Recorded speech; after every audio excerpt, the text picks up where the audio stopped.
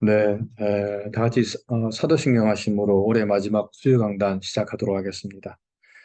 전능하사 천지를 만드신 하나님 아버지를 내가 믿사오며 그 외아들 우리 주 예수 그리스도를 믿사오니 이는 성령으로 잉태하사 동정녀 마리아에게 나시고 본디오 빌라도에게 고난을 받으사 십자가에 못 박혀 죽으시고 장사한 지 사흘 만에 죽은 자 가운데서 다시 살아나시며 하늘에 오르사 전능하신 하나님 우편에 앉아 계시다가 저리로서 산자와 죽은 자를 심판하러 오시리라.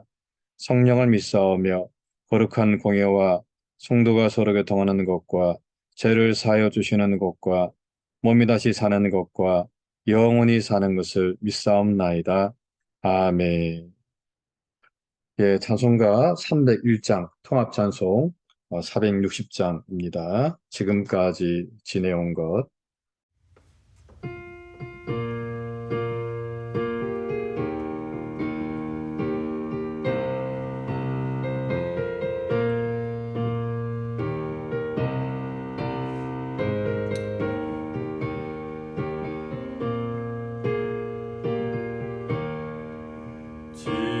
지금까지 지내온 것 주의 크신 은혜라. 한이 없는 주의 사랑 어찌 이루 말하랴. 자나깨나 주의 손이 항상 살펴주시고 모든 일을 주 안에서 형통하게 하시네. 몸도 맘도 연약하나 새 힘 받아 살았네. 불붙듯이 부시는 주의 은혜 족하나. 사랑 없는 거리에 나 험한 산길에 맬 때 주의 손을 굳게 잡고 찬송하며 가리라. 주님 다시 배올 날이 날로 날로 다가와. 무거운 짐 주께 맡겨 벗을 날도 멀잖네. 나를 위해 예비하신 고향 집에 돌아가 아버지의 품 안에서 영원토록 살리라. 네, 이 시간에는 합심해서 기도하는 시간 갖도록 하겠습니다. 올 한 해도 지켜주신 하나님의 은혜를 좀 생각하면서 하나님께 감사하는 시간을 좀 가지고 또 다가오는 내년에도 새해에도 하나님과 동행하는 삶을 살 수 있도록 해달라고 함께 기도하도록 하겠습니다. 또한 주의 몸된 교회를 하나님께서 지켜주셔서 지역교회로 든든하게 세워지게 해달라고 기도해 주시고 또 환우들 위해서 함께 기도하는 시간 갖도록 하겠습니다. 또 이 시간에도 이 말씀을 통해서 함께 은혜 받는 시간 되게 해달라고 함께 다 같이 합심해서 통성으로 기도하는 시간 갖도록 하겠습니다. 기도하겠습니다. 참 좋으신 아버지 하나님, 크신 은혜와 사랑 감사합니다. 올 한 해도 하나님께서 저희를 지켜주시고 또 지금까지 인도해 주신 것 감사합니다. 하나님, 그 은혜와 그 사랑 다시 한번 하나님 생각하면서 감사하는 이 시간이 되게 도와주시고 바라옵기는 다가오는 새해에도 주님과 동행하는 삶을 통해서 하나님께 영광을 돌릴 수 있도록 은총을 베풀어 주시옵소서. 하나님 바라옵기는 이곳에 뜻이 있어서 주의 몸된 교회를 세워주심을 감사합니다. 하나님 정말 지역교회로서 든든하게 세워지게 도와주시고 하나님의 뜻을 이루고 하는 귀한 교회가 되게 도와주시고 구제하고 선교하고 복음을 전하며 또 사랑을 증가하는 귀한 교회가 되게 주님께서 은총을 나리워 주시옵소서. 당예로부터 또 재직회, 공동의회, 또 모든 성도들 가운데 함께하여 주시고 정말 모든 성도들 정말 주 안에서 복된 삶 살아갈 수 있도록 주님께서 은총을 베풀어 주시옵소서. 또한 아버지 하나님 한우들 가운데도 함께해 주옵시고 한 영혼도 육신의 연약함으로 인해서 실족하는 일이 없도록 하나님께서 은혜를 베풀어 주시옵소서. 하나님, 새해는 정말 모두가 다 건강하게 건강한 모습으로 하나님께 영광 돌리는 삶을 살아갈 수 있도록 은혜를 나리워 주시옵소서. 하나님 또 이 시간에 또 부족한 또 말씀을 전합니다. 하나님 비창 안에 은혜 받는 귀한 시간 되게 도와주시고 또 이 말씀을 통해서 또 이 하나님의 음성을 듣는 귀한 시간 되게 주님께서 함께하여 주시옵소서. 마치는 시간까지 성령 하나님께서 함께하시기를 원하옵고 사랑 많으신 예수님 이름으로 간절히 기도합니다. 아멘. 네, 말씀은 빌립보서 4장 4절부터 7절까지 말씀입니다. 빌립보서 4장 4절부터 7절까지 말씀입니다. 제가 봉독하겠습니다. 주 안에서 항상 기뻐하라. 내가 다시 말하노니 기뻐하라. 너희 관용을 모든 사람에게 알게 하라. 주께서 가까우시니라.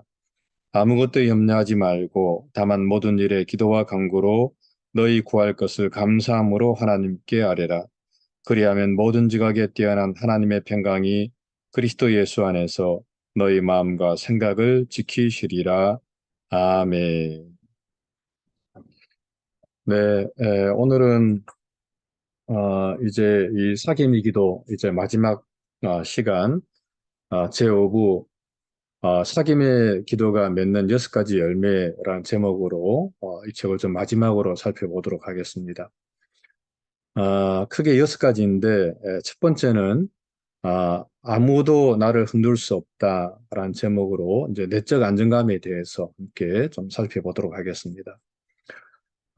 깊은 기도의 삶을 사는 사람들에게서 나타나는 한 가지 특징이 있는데 그것은 바로 안정감이라고 하는 것입니다. 특별히 이제 묵직한 안정감이 그들에게 있다라고 하는 것입니다. 뭐 옛날에 그 침대 선전할 때도 뭐 흔들리지 않는 편안함이라고 이제 시몬스 침대가 이야기했습니다만은 광고 시간에 이제 그런 광고도 했습니다만 하여튼 이 깊은 기도의 삶을 사는 사람들에게는 이런 어떤 영적인 이 묵직한 안정감이 느껴진다라고 하는 것입니다. 폭풍이 세게 몰아치게 되면 바다의 표면은 크게 흔들립니다. 뭐 우리가 너무 잘 알지 않습니까? 뭐 폭풍이 불면은 그 풍랑이 한 2, 3m 정도 이렇게 바다가 요동치는데 하지만 참 놀라운 것은 바닷속 몇 미터만 내려가면은 그 바다는 전혀 흔들림이 없다라고 하는 것입니다. 흔들림이 없이 고요한 것을 볼 수가 있습니다. 그것처럼 이 깊은 기도의 삶을 사는 사람들은 아무리 큰 풍파를 또 만나고 어려움을 당해도 이 내적인 평안을 유지할 수가 있다라고 하는 것입니다. 즉, 그 내적인 힘으로 이 순간의 이 울렁임을 극복하고 신속하게 평강을 찾아갈 수가 있다라고 하는 것이죠. 사무엘상 1장을 보게 되면은 이 사무엘의 어머니인 이 한나에 대한 이야기가 좀 나옵니다. 근데 성경은 그 한나가 하나님께 기도한 후에 그의 얼굴에는 다시는 근심이 없었다라고 성경은 이야기하고 있습니다. 한나가 가서 먹고 얼굴에 다시는 근심이 없더라라고 말하고 있습니다. 사실 그 전에 한나는 참 많은 어려움을 겪었습니다. 자녀가 없는 것도 큰 고통이었는데 그의 대적인 원인나가 이 한나를 너무나도 이제 격동시킨 것을 성경은 말씀을 하고 있습니다. 그리고 그것을 통해서 참 한나는 참 많은 심적으로 참 많은 어려움을 겪고 있었습니다. 하지만은 한나가 하나님의 성전에 가서 그가 하나님께 간절히 기도가 난 후에 그리고 난 다음에 다시는 그의 얼굴에 근심빛이 없었다라고 성경은 이야기를 하고 있습니다. 하지만 이것은 이 한나의 문제가 해결되었기 때문이 아닙니다. 한나는 여전히 문제를 안고 있었습니다. 한나는 여전히 아직도 임신을 하지 않은 상태였고, 그리고 그의 대적 분인 나는 여전히 자신을 괴롭히고 있었습니다만은, 하지만은 한나는 이 기도를 통해서 내적인 안정감을 유지할 수가 있었다라고 하는 것입니다. 여러분, 우리에게는 이런 어떤 내적인 안정감이 있습니까? 정말 우리도 여전히 이런 어떤 어려움을 만났을 때에 우리는 어떤 반응을 보이고 있는가를 한번 돌아봐야 되겠습니다. 우리도 동일하게 이 한나처럼 이 깊은 기도를 통해서 어떤 하나님으로부터 오는 이 내적인 안정감을 우리가 누리고 있는가를 한번 살펴보는 그런 귀한 시간 되시기를 주님의 이름으로 부탁을 드립니다. 두 번째는 전인적 건강입니다. 사람들은 인간의 몸을 이제 유기체로 좀 많이 부르는데, 뭐 영어로는 올가닉 바디입니다만은 그 이유는 이 몸을 구성하는 영적 지체들이 서로 연결되어 있기 때문에 그렇습니다. 즉 건강한 영혼이 건강한 신체를 만들고 또한 이 건강한 신체가 건강한 정신을 만든다라고 하는 그런 뜻입니다. 따라서 깊이 있는 이 영성을 추구하는 사람들은 자신의 건강 관리도 잘하게 되어 있다라고 하는 것이지요. 마하트마 간디는 이런 말을 했다고 합니다. 매우 영적인 사람인 듯 하면서도 육체적으로 늘 병이 있다면 그것은 어딘가 잘못이 있는 것이다 라고 이야기를 했다고 합니다. 물론 영적인 사람들도 병이 들 수는 있습니다. 하지만은 늘 그 몸이 안 좋다고 한다면, 늘 병이 있다고 한다면 그것은 잘못된 것이다 라고 하는 그런 말입니다. 최근 미국에서 조사한 통계에 따르면은 정기적으로 교회 출석하면서 신앙생활을 잘하는 사람들의 평균 수명이 제일 길고 또한 건강 상태도 양호한 것으로 나타났다고 합니다. 또한 이 평생의 기도에 전념하는 수도사들이 잔병 치레가 없이 그들이 장수하는 것으로 나타났다고 합니다. 이러한 통계들을 볼 때에 이 노동과 이 영성생활, 즉 이 기도를 하고 믿음 생활을 잘하는 것이 가장 좋은 이 약임을 증명한다고 이야기할 수가 있습니다. 여러분, 기도는 우리를 영적으로 깨어나게 하고 또한 이 영적인 이 깨어남은 우리 삶의 모든 면에서 절제할 수 있는 힘을 길러준다고 이야기할 수가 있습니다. 즉이 본능적인 욕구에서 벗어나서 하나님의 뜻을 이루기 위한 삶으로 변화될 수 있도록 이 내적인 힘을 이 기도가 길러준다고 이야기할 수가 있습니다. 이제 그러므로 우리는 늘 이 기도하는 삶을 통해서 이 전인적 건강, 즉 어떻게 보면 이 몸의 건강도 함께 유지해야 함을 오늘 이 책은 우리에게 이야기를 해주고 있습니다. 세 번째로 우리는 기도를 통해서 영적인 충만함을 경험을 할 수가 있습니다. 이것을 다른 말로 성령 충만 혹은 뭐 성령의 감염이라고 부를 수가 있는데 병균에 감염되면 우리의 몸은 무력해지고 병균이 주인처럼 활동을 하게 되는 것처럼 우리가 성령께 감염되면 이제 내 삶의 주인은 내가 아니라 성령님이 되신다라고 하는 것입니다. 병균이 내 몸의 피를 통해서 활동하듯이 성령께서는 나의 영을 통해서 활동을 하게 됩니다. 그리고 나의 모든 기능을 장악하게 되는 것입니다. 그리고 이렇게 성령에 감염되면 여러 가지 변화가 좀 나타나게 됩니다. 먼저는 이 성령의 다양한 은사가 나타나게 됩니다. 고린도전서 12장에 나오는 것처럼 지혜의 말씀, 지식의 말씀, 믿음, 병 고치는 은사, 능력 행함, 예언, 영들 분변, 방언, 방언 통역 등 많은 은사가 나타나게 됩니다. 또한 갈라디아서 5장에 나오는 것처럼 성령의 열매, 사랑과 희락과 화평과 오래 참음과 자비와 양성과 중성과 온유, 절제 같은 이런 성령의 열매가 이제 나타나게 되는 것입니다. 이유는 이 성령의 열매가 감염의 결과로 생기는 인격과 태도의 변화를 가리킨다면 이 성령의 은사는 우리의 능력과 기능에서 생기는 이 변화를 가리키기 때문에 그렇습니다. 하지만 사실 이 둘을 이제 구분하기란 사실은 좀 불가능하다고 이야기할 수가 있습니다. 네, 네 번째는 존재의 변화입니다. 나는 결코 호락호락하지 않다. 예수님께서는 요한복음 8장에서 진리를 알지니 진리가 너희를 자유롭게 하리라 라고 말씀하셨습니다. 여기서 진리란 세상에서 의롭게 사는 것을 말합니다. 오늘날 그리스도인들은 이 선하게 살려고는 하지만 어렵게 살려고는 하지 않습니다. 사실 이 사회에서 우리가 선하게 살면 우리 그리스도인들도 얼마든지 칭찬과 인정을 좀 받을 수가 있습니다. 하지만은 진리를 따라서 의롭게 살려고 노력하면 우리는 사회에서 이 미움과 박해를 받게 된다라고 하는 것입니다. 다니엘서를 보게 되면은 그 다니엘서에 나오는 이 다니엘과 그의 세 친구 이 사드락 메삭 아벤누고는 세상에서 이 진리를 쫓아 의로운 삶을 살려고 노력하다가 결국 이 사자굴과 풀무불에 들어가는 그런 모습을 우리가 보게 됩니다. 만약에 그들이 그냥 세상과 타협했더라면, 그냥 뭐 착하게 살려고 했더라면 아마 그들은 그런 어려움을 겪지는 않았을 것입니다. 하지만은 그들이 하나님의 말씀을 따라서 진리를 따라서 살려고 노력하다 보니까 그들이 그러한 고난을 겪게 된 것입니다. 하지만은 진리는 이 태우는 불이지만은 죽이는 불은 아니다라고 하는 것입니다. 우리가 진리를 실천하게 되면 우리 주위에 있는 이 온갖 불의한 것들은 다 불에 타지만은 우리는 정금같이 순수하게 단련되어서 나올 수가 있다라고 하는 것입니다. 진리의 사람이 되려면 이런 용기가 있어야 됩니다. 불에 다 타 죽더라도 진리를 실천하겠다라고 하는 용기와 결의가 우리 가운데 있어야 된다라고 하는 것입니다. 이것이 바로 존재의 변화를 이야기합니다. 우리는 결코 세상에서 호락호락한 사람이 아니다라고 하는 것입니다. 다섯 번째는 이 사랑의 능력입니다. 예수님께서는 이 마태복음 22장에서 가장 큰 계명은 바로 사랑이다라고 이렇게 말씀을 하셨습니다.